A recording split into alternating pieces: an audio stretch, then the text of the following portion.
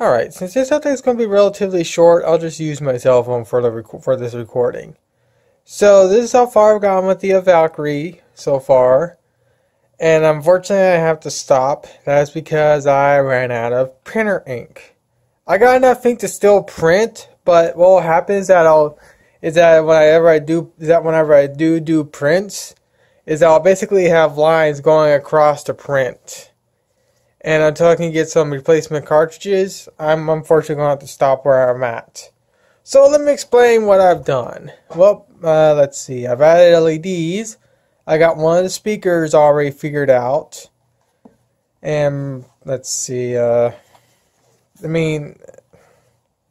Basically speakers in here, and then the sound emanates from this. I have a red LED here to help correspond with the yellow red right there.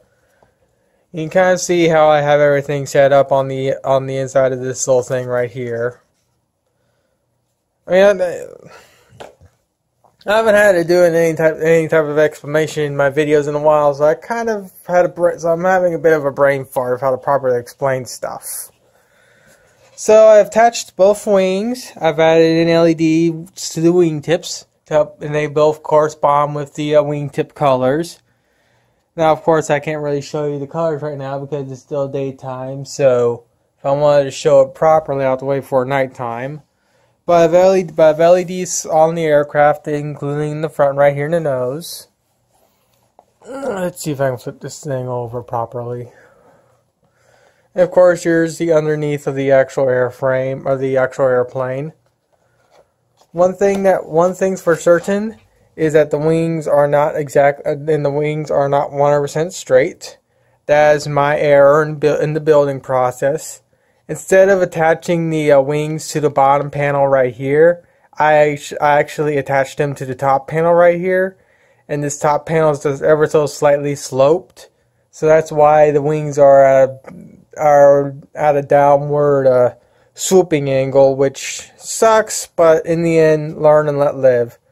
So one thing I've learned when it comes to the way this thing is built is that the wings aren't actually aren't like a full mass or whatever you call it. They basically stop right there. So I have a very small surface area to work with. So what I'm going to do is that when I build the wings again, or for my next Valkyrie, I'm actually going to physically connect the wings together. That way, so I'm going to have one mass superstructure that will span both edges of the body to help get the wings to properly attach and whatnot, and actually give me a lot more surface area to work with and whatnot. But as you can tell, the aircraft itself is starting to look like a Valkyrie. Now, my initial intentions for the way this thing was going to be put together was to actually have the amplifier and whatnot inside the cockpit area.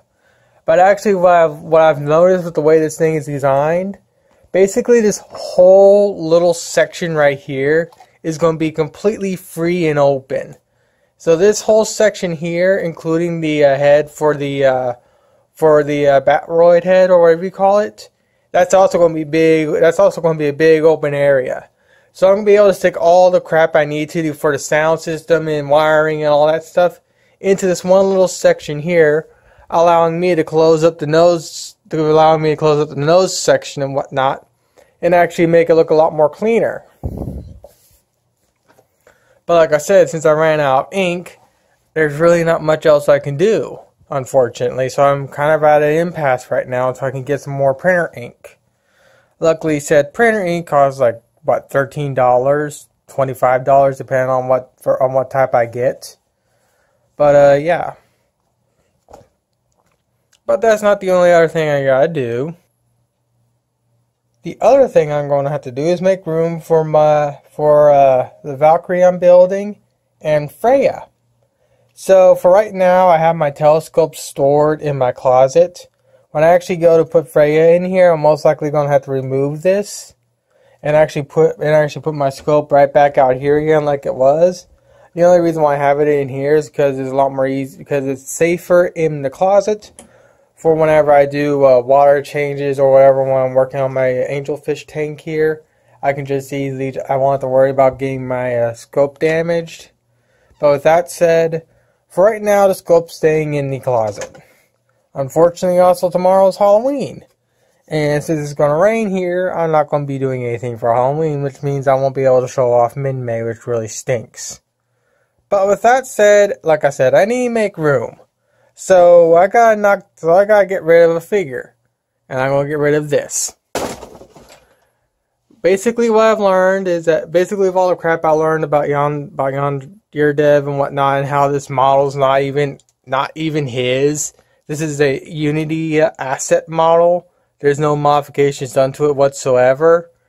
So, and all the other crap I've learned about him and whatnot and what's been going on, I don't really feel sad about getting rid of this. So I gotta figure out how to tear this thing apart, because I know I'll be able to make more, because I know with her out of the way, I'll be able to actually have more room in my closet to store stuff.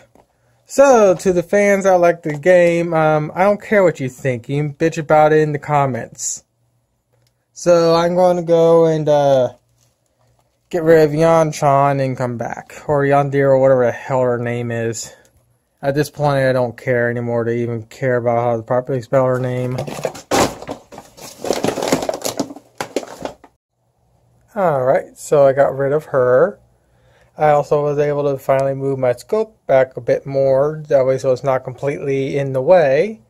And now I can easily walk into my closet more again. I still kept this. That's because I'm going to be salvaging this for wooden dowels when I go to build Freya. So that's the only reason why I'm keeping this. That way so I have some wooden dowels to salvage from. I still have my Legend of Korra biplane. I still have my ME-109. Granted, this thing's never going to fly. The only reason why I'm keeping this thing is because I do eventually plan on getting this thing to fly.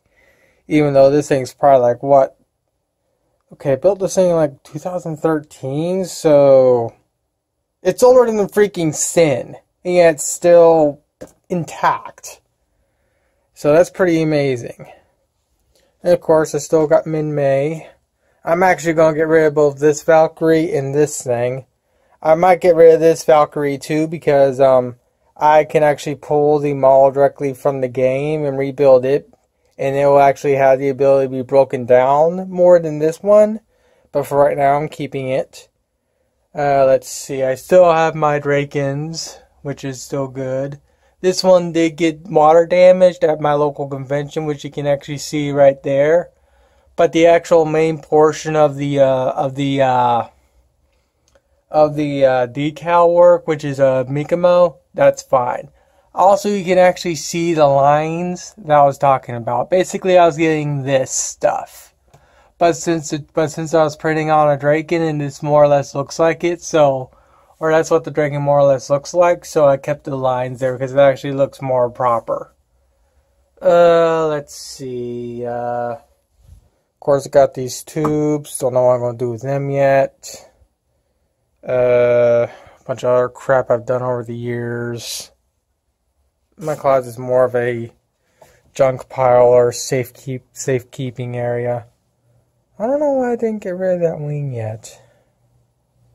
So the only thing I gotta do now is put this in my closet, because tomorrow morning I'm gonna pull it out when I actually wake up when it's still dark, and I'll finish up this video. So for right now, I'm just gonna call this video and then come back tomorrow morning with this thing all lit up so you can actually see what the LEDs look like in it. Alright, so it's morning. I got everything more or less wired up. The amplifier I'm using is kind of a cheapy one, so the audio quality isn't that good. But all the lights are working and it'll serve its purpose. And of course, due to copyright stuff, I'm not going to have anything Macross playing in any of these videos, unfortunately.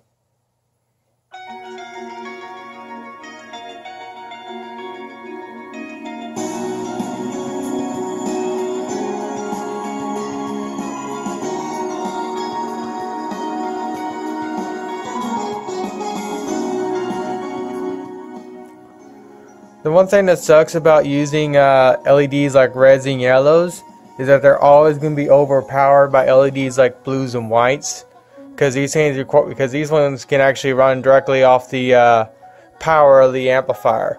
while these things here, like the yellows and reds, I have to use lower resistors to bump down the voltages. Because if I don't dump down the voltages, these things will burn out after like 30 seconds of use, because there's too much voltages going through them. But you get the general idea with the LEDs. They're all corresponding with the colors that they're more or less put on or whatever.